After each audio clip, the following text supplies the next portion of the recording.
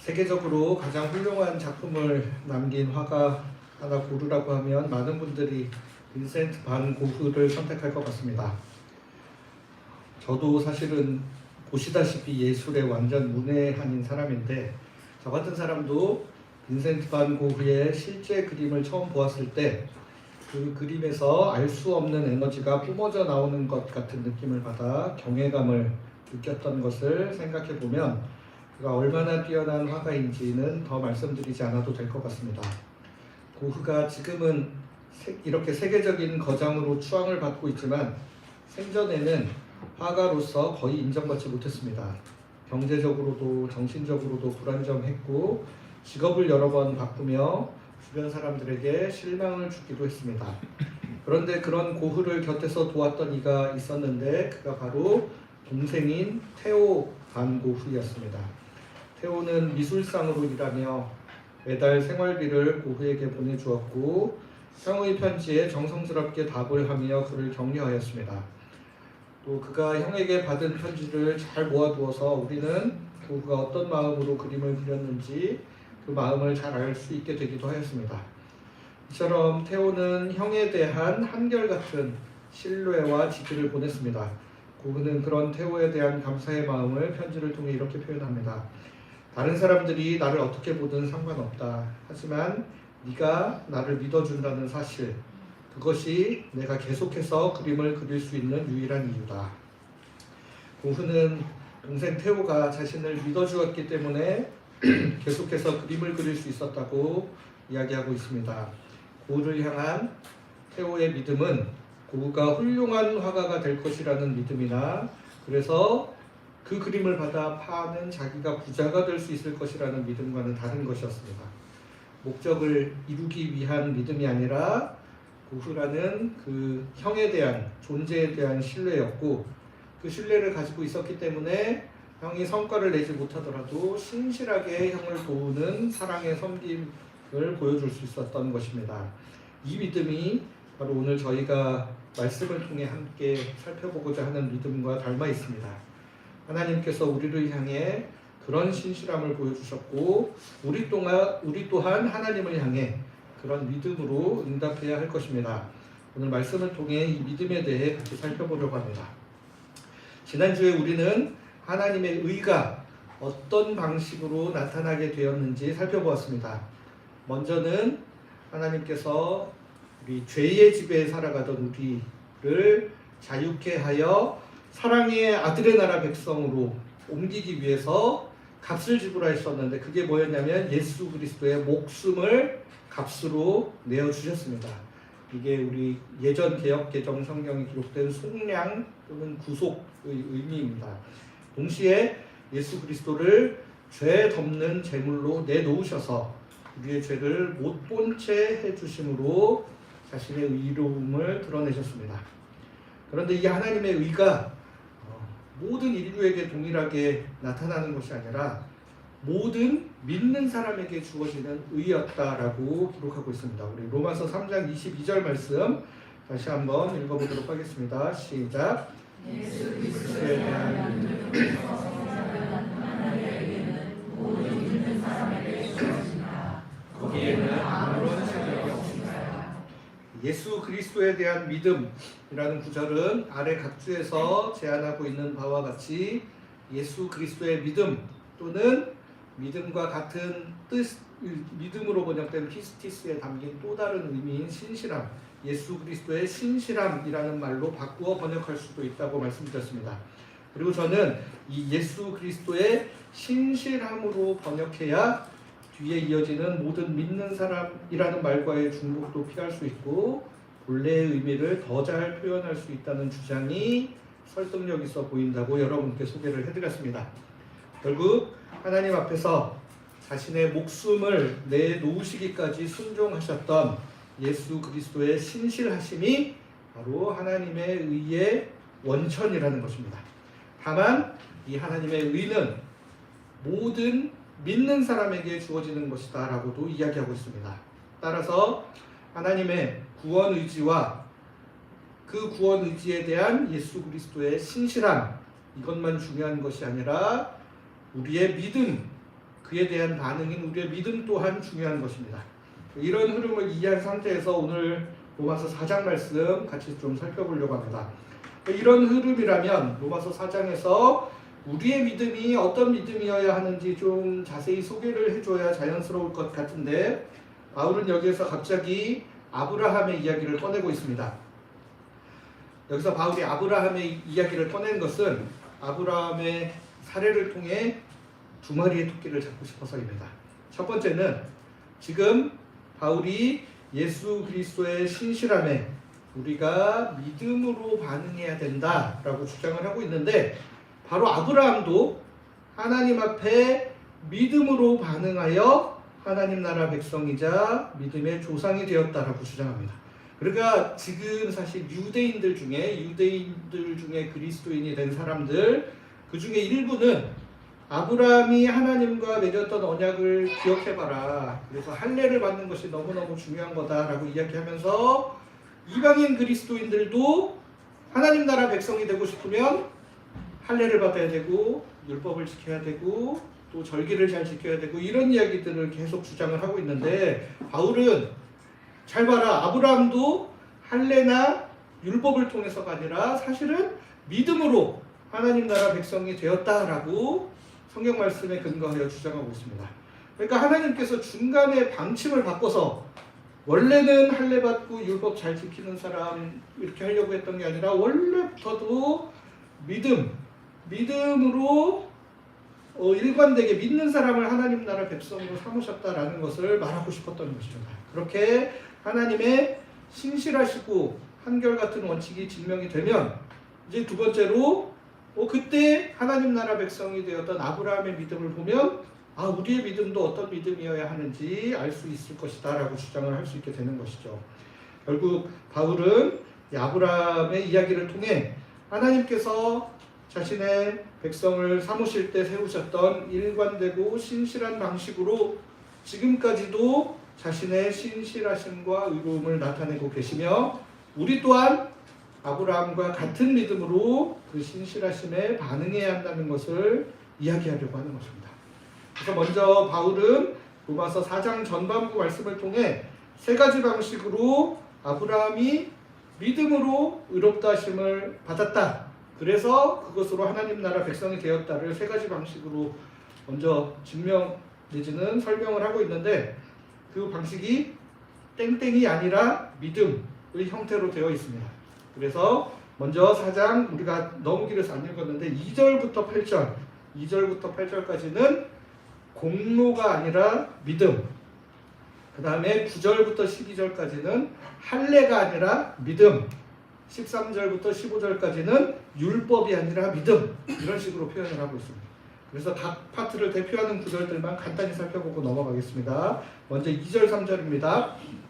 아브라함이 행위들 때문에 의롭다고 인정받았다면 자랑거리가 있었을 겁니다. 그러나 하나님 앞에서 그렇지 않습니다. 성경은 무엇이라고 말합니까? 아브라함이 하나님을 믿으니 하나님이 이를 보시고 그를 의롭다고 여겨주셨다 하고 말합니다.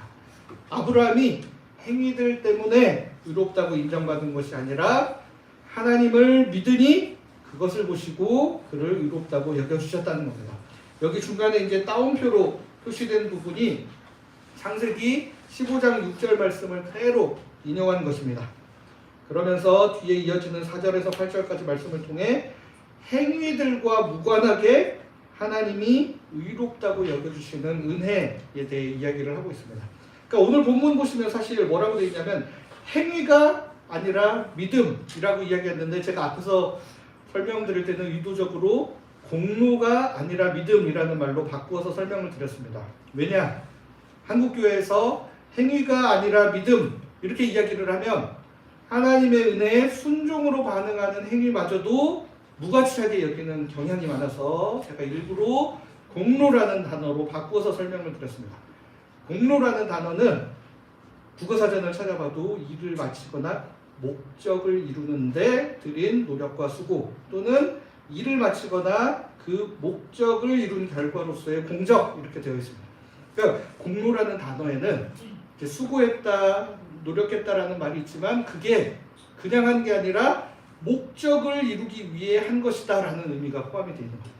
그러니까 바울이 로마서 4장 2절부터 8절 앞부분에서 이야기하는 행위라고 표현된 게 바로 공로를 이야기하는 겁니다. 목적을 이루기 위해 행위를 하는 것, 그것 가지고는 의롭다함을 얻을 수 없고 믿음으로 의롭다함을 얻는 것이다 라는 거예요. 그러면서 은혜를 강조를 하죠. 그러니까 일을 하는 사람, 이 품삯을 받기 위해 일하는 것, 이거는 은혜라고 이야기할 수 없다. 이거야말로 공로다. 자기가 품삯을 얻어내기 위한 목적으로 일을 했기 때문에 그 일에 대한 품삯을 받으면 그것은 품삯이지 은혜라고 절대 표현하지 않는다라고 이야기를 하는 겁니다. 그러니까 우리의 모든 행위가 필요 없다는 것이 아니라 뭔가 목적을 이루기 위해, 특별히 천국 가기 위해, 의롭다고 인정받기 위해 어떤 목적을 가지고 의도를 가지고 행하는 행위가 아니라 믿음으로 의롭다함을 얻는다. 아브라함도 바로 그러했다라는 이야기를 2절에서 8절까지 이야기를 하고 있습니다. 또 다음에 보시면 할례가 아니라 믿음, 11절 말씀을 보시면 그 내용을 알 수 있습니다. 11절 말씀 보시면 아브라함이 할례를 증표로 받았는데 그것은 할례 받지 않은 상태에서 믿음으로 의롭다고 인정받은 것을 인증하는 것입니다. 할례 받지 않은 채로 믿는 모든 사람의 조상이 되도록 한 것이지요. 그리하여 그들도 의롭다고 여겨지도록 한 것입니다. 그러니까 아브라함이 믿음으로 의롭다함을 얻었다, 의롭다고 인정받았다라는 구절이 창세기 15장 6절에 나오는데 아브라함이 하나님과 언약을 맺고 할례를 받는 장면은 창세기 17장에 나옵니다.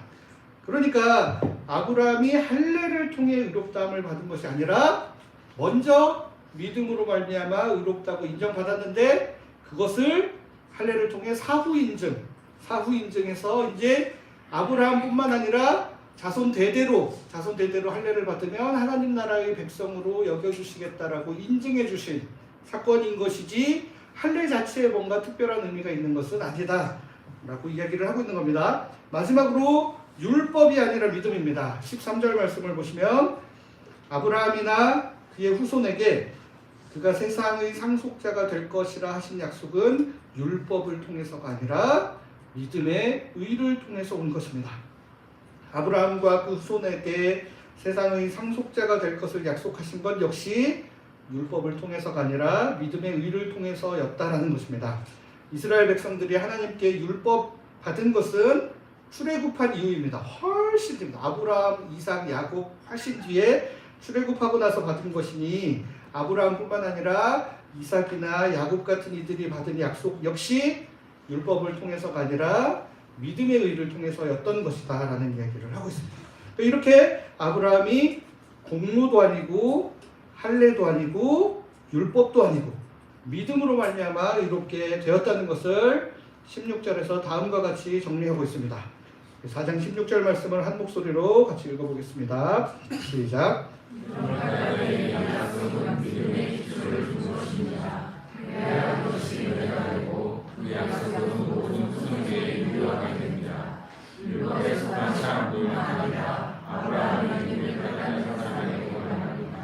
아브라함은 모두의 조상입니다. 16절에서 정리하고 있는 바와 같이 로마서 4장 전반부에서 아브라함의 믿음이라는 것은 하나님의 은혜를 드러내는 통로였다라는 것을 강조하고 있습니다. 아브라함의 믿음도 우리의 믿음도 선행하는 하나님의 은혜에 대한 반응일 뿐입니다.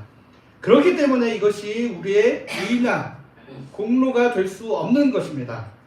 진짜 믿음에 대해 본격적으로 이야기하기 전에 이 부분을 반드시 짚고 넘어가야 합니다. 저희가 로마서 처음 시작할 때부터 믿음으로 번역된 피스티스라는 단어에 신실함이라는 뜻이 함께 담겨있다라는 이야기를 계속 강조해오다 보니 여러분들 신실함이라는 단어를 들으면 제일 먼저 어떤 마음의 부담이 확 듭니다. 충성스럽게 뭔가를 열심히 또 해야 되고 한결같이 해내야 되는 또 다른 공로나 업적을 쌓아야 할 것 같은 부담을 가지시는 분들이 반드시 있으셨을 겁니다. 근데 절대 오해하시면 안 된다. 우리의 공로나 업적을 통해 의로워지는 것도 아니고 우리의 공로나 업적이 우리를 신실하게 만드는 것이 절대 아니라는 것을 오늘 계속 이야기를 할 겁니다. 하나님의 은혜에 반응하는 겁니다. 하나님께서 아브라함과 언약을 맺을 때부터 하나님은 우리에게 신실하고 한결같으셨습니다. 백성들과 언약을 맺으심으로 형성된 관계 안에서 그 언약에 신실하셨던 것입니다. 백성들이 하나님의 언약을 배반하고 어기더라도 한결같은 마음으로 여기까지 어떻게든 그 관계를 회복하기 위해 애써 오셨다는 것이죠. 마침내는 지난주에 말씀드린 것처럼 예수 그리스도의 목숨을 값으로 지불하시고 예수 그리스도를 제물로 삼으시기까지 우리를 사랑하심으로 자신의 사랑을 먼저 우리에게 보여주셨다는 겁니다. 성자이신 예수님도 그런 하나님의 뜻을 잘 아셨기 때문에 인간의 몸으로 우리 곁에 오시고 함께 사시고 십자가에 죽기까지 순종하심으로 하나님 앞에 그 신실하심을 보여주셨다는 겁니다. 그러니까 우리가 하나님 앞에 보여야 할 신실함을 예수 그리스도께서 하나님 앞에 먼저 대신하여 보여주시는 것입니다. 그래서 그 사랑과 은혜가 얼마나 크고 감사한 것이냐에 대한 반응으로 우리의 믿음을 오늘 이야기를 한다라는 것입니다. 그리고 이렇게 믿음으로 반응한 우리를 의롭다고 선언해 주시는 것 또한 은혜라는 것입니다. 그러니까 은혜 때문에 우리가 너무 감사해서 반응을 했더니 그 반응한 거를 또 의롭다고 해주시는 것마저도 은혜라는 겁니다. 그래서 4장에 특별히 많이 등장하는 단어가 있는데 바로 여겨주신다라는 거예요. 여겨주신다. 너무 많아가지고 글씨가 엄청 작습니다. 3절에도 보시면 하나님이 이를 보시고 그를 의롭다고 여겨주셨다. 그의 믿음이 의로움으로 여겨집니다. 행위들과 무관하게 하나님이 의롭다고 여겨주시는 그가 어떻게 의롭다고 여겨졌습니까? 그들도 의롭다고 여겨지도록 하는 것입니다. 머지않아 의롭다고 여겨지게 되는 우리를 의롭다고 선언해 주시고 그러니까 하나님께서 우리의 믿음을 의롭다고 여겨주시는 것입니다. 이 여겨주신다는 말이 얼마나 은혜인지 모르겠습니다. 여겨주신다는 것은 완벽하지 못해도 그냥 인정해 준다. 그냥 그렇다고 쳐주는 거. 우리가 하나님 앞에 완벽하고 흠없는 존재가 아님에도 그렇다고 여겨주시는 거죠. 우리의 믿음이 막 너무 완벽하고 우리의 신실함이 흠잡을 데 없이 완벽해서 우리를 의롭다고 해주시는 게 아니라 그 믿음 때문에 우리를 여겨주신다. 은혜의 그 믿음으로 반응할 수 있는 길을 열어주신 것도 은혜고 그 믿음을 보시고 의롭다고 여겨주시는 것도 은혜입니다. 그러니까 우리의 믿음은 철저하게 그 은혜에 대한 반응이라는 겁니다. 자격을 만족시키기 위한 믿음, 천국 들어가기 위한 티켓 끊기 위한 믿음 그런 게 절대 아니고 그냥 그 하나님의 은혜가 너무나 감사하기 때문에 어떻게든 표현하고 싶어하는 그 마음을 믿음이라는 단어로 표현을 하고 있다는 거죠. 그러면서 오늘 본문은 믿음을 다음과 같이 표현합니다. 3절, 5절, 17절, 24절 아브라함이 하나님을 믿으니 불경건한 사람을 의롭다고 인정해 주시는 분을 믿는 사람.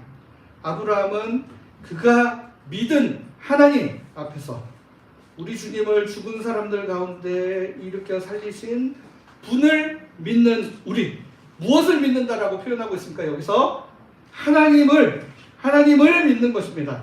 아브라함은 자신과 언약을 맺은 하나님을 믿었던 것입니다. 아브라함은 하나님에 대한 사실이나 교리를 지식으로 받아들이는 것이 아니라 하나님이라는 존재를 믿고 신뢰하였다는 것입니다. 그러니까 오늘 본문에서 말하는 믿음이란 1차적으로 대상에 대한 신뢰를 의미합니다. 관계 안에서 대상을 신뢰하는 것이 믿음입니다. 그러니까 과거 우리가 이신칭의 교리를 강조할 때는 뭘 믿음이라고 그랬냐면 우리가 예수 믿고 천국 간다는 사실을 믿는 아니면 예수 그리스도께서 우리 죄를 짊어지고 십자가에 죽으시고 우리의 죄의 문제가 해결되었다라는 사실을 믿는 것 정도로 생각하기도 하였습니다. 그러니까 이런 믿음은 다 내 중심이에요. 내 중심. 내가 어떻게든 이익을 볼 수 있는 믿음, 천국을 갈 수 있는 믿음, 의로워질 수 있는 믿음, 뭔가 목적을 가진 믿음 앞에서 말한 공로와 굉장히 유사해져 버리게 되는 믿음이었다라는 것이죠. 그러니까 그 믿음이 우리에게 어떤 유익을 가져다 주는 거에 초점을 맞추는 믿음이었습니다. 그러나 사실 로마서에서 이야기하고 있는 진짜 믿음은 이 위의 내용을 포괄하는 더 넓은 의미에서의 믿음, 먼저는 관계 안에서 상대를 신뢰하는 믿음이라는 것입니다. 그분 자체를 신뢰하는 거예요. 그냥 이 사람은 믿을 만한 존재다. 이분은 그냥 신실하신 분이다라는 사실을 그냥 신뢰하는 거예요. 신뢰.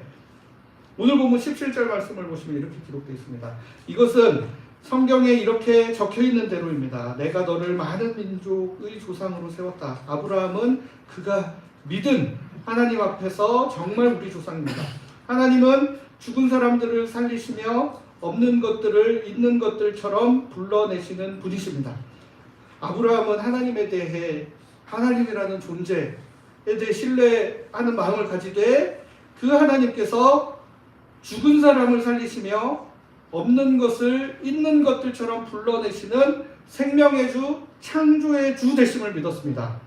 아브라함이 하나님께 약속을 받았죠. 어떤 약속을 받았냐면 큰 민족을 이룰 거다라는 거 최초에 받았어요. 그리고 그 자손이 하늘의 별과 같이 많아질 거다라는 약속을 받았습니다. 그러나 아브라함이 현재 처해 있는 현실은 어떤 현실입니까? 하늘의 별은커녕 아들 하나도 없는 상황입니다. 아들 하나.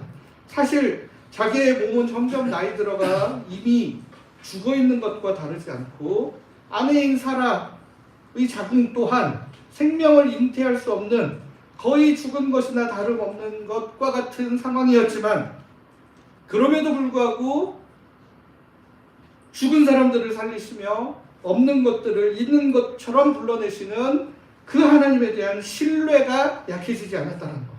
오늘 보면 19절 20절 말씀이 그런 아브라함의 모습을 다음과 같이 묘사를 하고 있습니다. 함께 읽어보겠습니다. 시작. 백세 가까이 되어 자기의 몸이 사실은 죽어있고 사라의 자손과 죽은 것을 알아줄 수 없는 하나님의 약속에 대하여 그는 믿음 없이 신뢰하지 않았습니다. 오히려 믿음이 강해져서 하나님께 영광을 그러니까 이 구절이 정말 아브라함의 훌륭한 믿음을 소개하고 강조하는 구절이기도 하지만 동시에 우리를 걸려 넘어지게 하는 구절입니다. 여러분 여기 보시면 숨이 턱 막힙니다. 과거 많은 분들은 이 구절 들이대면서 하나님을 향해 조금도 의심하면 안 되고 솔직히 안 믿어져도 무조건 믿음으로 아멘 아멘 하면 믿어진다. 그냥 믿어질 줄 알고 아멘 해라. 계속 그런 식의 믿음으로 강조를 많이 했었죠. 그런데 이제 또 성경 열심히 읽어본 분들은 걸림이 될 뿐만 아니라 고개를 갸웃갸웃하게 되어 있습니다. 왜냐? 오늘 로마서 본문은 분명히 아브라함의 믿음이 전혀 약해지지 않고 믿음 없이 의심하지 않았다고 증언하지만 실제로 창세기를 읽어보신 분들은 고개를 갸우뚱할 수밖에 없습니다. 왜냐? 거기에 기록된 아브라함을 보시면 자기 집에 일하는 엘리에셀 어차피 나는 틀렸다. 나랑 내 아내는 이미 나이 들어서 틀렸다. 이 종을 내가 상속자로 들여서 이 종을 나의 후손으로 삼아 하나님이 하늘의 별과 같이 많은 자손 이루면 좋겠다 해서 상속자로 삼으려고도 했고 그 다음에 이제 여종 하가를 통해서 이스마엘을 낳아가지고 대를 이어보려고도 했고요. 그 다음에 아브라함이 99세가 드디어 되었을 때 새 나그네가 방문해서 내년에는 아이를 낳을 거다라고 이야기했을 때도 분명히 속으로 웃으며 그런 일이 과연 나에게 일어날까라고 생각했어요. 누가 봐도 의심하고 믿음이 흔들렸는데도 불구하고 로마서에서는 이런 식으로 이야기를 해서 우리의 숨을 턱턱 막히게 만들었다라는 겁니다. 그러니까 보면 창세기를 보면 아브라함의 믿음도 약해지고 의심했던 것처럼 보이는 게 분명한데 왜 로마서 저자는 믿음이 약해지지 않았고 의심하지도 않았다라고 묘사하는 것인가 하는 것입니다. 그러니까 이것은 바로 로마서에서 이야기하고 있는 믿음이 그러니까 이런 우리의 생각으로 걱정하고 의심하고 두려워하는 마음이라는 게 아니라 믿음은 그게 믿음 없는 게 아니라 믿음이라는 것은 관계 안에서 신뢰관계를 잘 유지하고 있으면 그것을 믿음이라고 여겨주시기 때문이라는 겁니다. 일시적으로 마음 흔들리고 내가 다른 방향으로라도 해서 하나님 뜻을 이루어야 하는 거 아닌가라는 마음이 생겼어도 그가 하나님과의 관계를 깨뜨리고 이전의 삶으로 돌아가려 하지 않았다라는 겁니다. 그러니까 사실 아브라함이 하나님께 받은 약속이 처음에는 좀 더 포괄적이고 두루뭉술했습니다. 그래서 그냥 나름대로 그 약속 안에서 뜻을 이루어보려고 했던 거죠. 그러니까 처음에는 분명히 너로 큰 민족을 이루겠다, 너의 후손이 많아질 거다라고 하니까 어떻게든 종 엘리에셀을 입양하면 대를 이어서 후손인 거 아닌가 이런 식으로 끼워 맞춰보려고 했던 거죠. 근데 그러고 났더니 하나님이 어떻게 주셨냐면 아니다, 아브라함 너의 몸에서 날 자녀를 통하여 하늘의 별과 같은 자손 만들겠다 하셨어요. 그러니까 아브라함 내 몸에서만 나오면 되는 거지. 그러면 일단 사라는 안 되니까 제끼고 하갈 통해서 한번 해보자. 그러고 났더니 하나님이 그 다음에는 구체적으로 뭐라 그러냐면 사라가 아들을 낳아서 그를 통해, 이게 순차적으로 그렇게 돼 있어요. 그러니까 하나님의 뜻이 점점 선명해짐에 따라 아브라함의 태도와 행동들이 점점 거기에 바뀌는데, 그러니까 초반에 분명히 아브라함이 너의 몸을 통해 이랬을 때 무슨 소리예요, 나는 이미 끝났습니다, 포기하고 돌아서서 엘리에셀을 양자로 입양하고 그냥 어차피 믿을 뿐이 아니니까 내가 처음에 하란에서부터 나온 것 자체가 사기다, 돌아가야 되겠다, 그래서 다시 돌아가려고 했다면 이렇게까지 믿음을 인정받지 못했을 거라고. 그러니까 그 이야기를 들었을 때 아브라함이 믿을 만한 분이 말씀하시니까 그대로 한번 다시 기다려봐야 돼. 그러면 나를 통해서, 그러다가 또 사라를 통해서 하니까 그때까지 또 기다리고 하나님을 향한 신뢰의 삶의 기조를 변화시키지 않고 유지했다는 그 믿음을 이야기를 하는 겁니다. 그러니까 아브라함이 자꾸 다른 시도할 때마다 하나님께서 좀 더 구체적으로 알려주시니까 믿을 만한 대상인 하나님으로부터 들은 이야기에 따라 자신의 삶을 수정하고 교정하는 믿음의 반응들이 있었던 것을 로마서에서는 이렇게 훌륭한 믿음으로 칭찬하고 반응합니다. 그러니까 아브라함과 반대되는 사례가 성경에 존재하는데 그게 바로 민수기에 기록된 가나안 정탐 사건 예로 들 수 있습니다. 가나안 정탐 사건 그렇게까지 대단한 일인가 싶을 분들이 많을 거예요. 왜냐하면 하나님이 딴 거 가지고는 이렇게까지 안 하는데, 가나안 정탐 사건 이후에는 길길이 날뛰면서 그냥 안 된다, 너는 이제 끝났다, 이런 식으로까지 표현을 할 정도로. 그러니까 가나안 정탐 마친 10명의 정탐꾼들이 땅은 좋으나 그 땅 차지하기에는 굉장히 어려워 보인다라는 보고를 했죠. 그러니까 그런 마음 가질 수 있습니다. 걱정과 염려가 들 수도 있어요. 그런데 그들이 그 다음에 어떤 식으로 반응을 했냐면 하나님과의 약속과 관계를 깨뜨리고, 하나님은 분명히 가나안으로 가라 그랬는데 얘네들이 이제 틀렸다, 어차피 하나님이고 뭐고 우리는 저기 절대로 못 들어간다 하면서 적극적으로 이집트로 되돌아가려는 시도를 했습니다. 그러니까 여호수아와 갈렙이 나서서 뜯어 말리고 모세가 아니라고 했는데도 불구하고 그들은 그 행동을 수정하지 않고 이집트로 되돌아가려는 시도를 적극적으로 했다. 이거는 안 된다는 거예요. 하나님에 대한 신뢰를 철회하고 적극적으로 예전의 삶으로 되돌아가려고 애쓰고 행동하는 거, 이거는 하나님이 관계의 신뢰를 깨뜨리는 거고 이것은 바로 믿음 없는 일이다라고 판단을 하시는 겁니다. 그러니까 사실 우리도 때때로 하나님한테 삐지죠.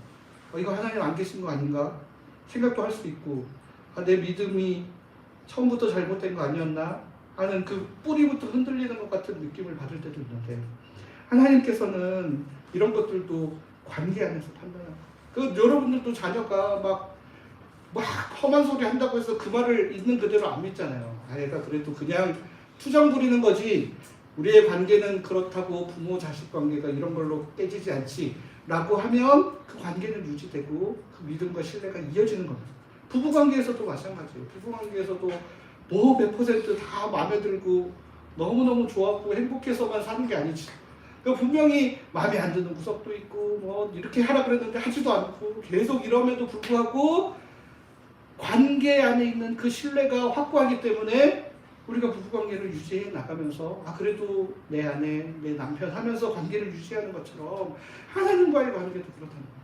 우리가 정말 한 톨의 의심도 없이 그냥 순전하고 모든 일에 아멘 해서 그 믿음이 훌륭한 믿음인 것이 아니라 하나님과의 온전한 관계 가운데 머물면서 때로는 투덜거려 보기도 하고 때로는 의심하기도 하지만 그 관계를 깨뜨리지 않고 유지하면서 삐지더라도 그 안에서 삐지는 그런 상태를 하나님은 믿음으로 판단해 주신다는 겁니다.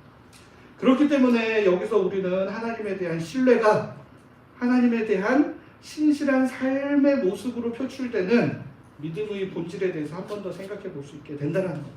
그러니까 믿음이란 하나님이라는 존재에 대한 신뢰에 기반된 것으로 그 관계 안에서 의미를 발견할 수 있다는 겁니다.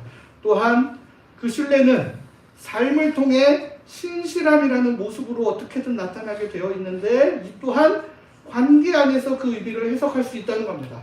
신뢰와 신실함 모두 관계 안에서 해석되어지는 믿음의 모습이라는 겁니다. 그러니까 우리의 믿음이 하나님에 대한 신뢰이며 하나님을 향한 신실한 삶의 모습이라고 할 때 이 말을 또 다른 율법행위나 공로로 해석하지는 않아야 된다. 우리가 하나님 앞에 신실해야 된다 하니까 막 어떻게든 우리의 몸을 갈아 넣어서 하나님의 뜻에 순종하고가 아니라 그 하나님의 사랑에 반응하여 할 수 있는 만큼 또 열심히 해보고 주님 죄송합니다 못했습니다 그렇게 할 수 있는 관계가 믿음의 관계라는 겁니다. 하나님이 그런 거 못했다고 너는 호접에서 파야되겠다 이렇게 하지 않는다. 그게 신실한 겁니다, 여러분. 관계 안에 머물러 있으면서 그 관계에 어떻게든 반응하고 살아있는 것처럼 꿈틀꿈틀하는 거 차라리 악플이 낫다는 겁니다, 여러분. 무플이 진짜 위험한 겁니다. 무플. 무관심하고 그러든지 말든지 내버려두는 게 오히려 위험한 거지. 그 하나님 앞에서 살아 움직이며 꿈틀꿈틀하며 호소하고 사랑하고 미워하고 하는 거는 관계 안에 있기 때문에 하나님이 신실하다고 인정해 주시고 믿음으로 인정해 주시고 신뢰라고 인정해 주신다는 겁니다. 그러니까 아무리 우리가 겉으로 보여지는 게 막 엄청 열심히 사는 것처럼 보여도 만약에 그 관계의 신뢰가 바탕이 되지 않고 그냥 나를 옳게 보이려고 열심히 하는 것들은 하나님 보시기에 믿음이 아니라고 판정할 수도 있다는 것입니다. 이게 바로 성경이 일관되게 이야기하고 있는 성경의 인물들 아브라함이나 다윗 같은 사람들도 흠없는 완전 무결한 신실함을 보여서 믿음의 인물들이 된 것이 아니라 하나님과의 관계의 끈을 어떻게든 놓지 않고 신뢰 가운데서 신실함으로 반응했다라는 것이죠. 자신들이 잘못하고 실수했을 때는 관계 안에서 진심으로 회개하고 돌이키고 삶을 교정해 나가는 이런 반응들이 하나님 앞에 온전한 믿음으로 받아들여졌다는 것입니다. 그래서 오늘 본문에서처럼 아브라함의 믿음도 약해지지 않고 의심하지 않는 믿음으로 여겨주신 겁니다, 여러분. 사실 여겨주셨죠. 창세기 보시면 우리가 봤을 때는 아닌 것처럼 보이지만 하나님이 그렇게 여겨주셨다는 겁니다. 그 믿음이 하나도 흔들리지 않는 것처럼 보였다는 것, 하나도 약해지지 않는 것처럼 하나님 앞에는 보였다는 것. 특별히 4장 20절 그 부분에 믿음이 강해져서라고 표현하고 있죠. 과정으로 표현하고 있습니다.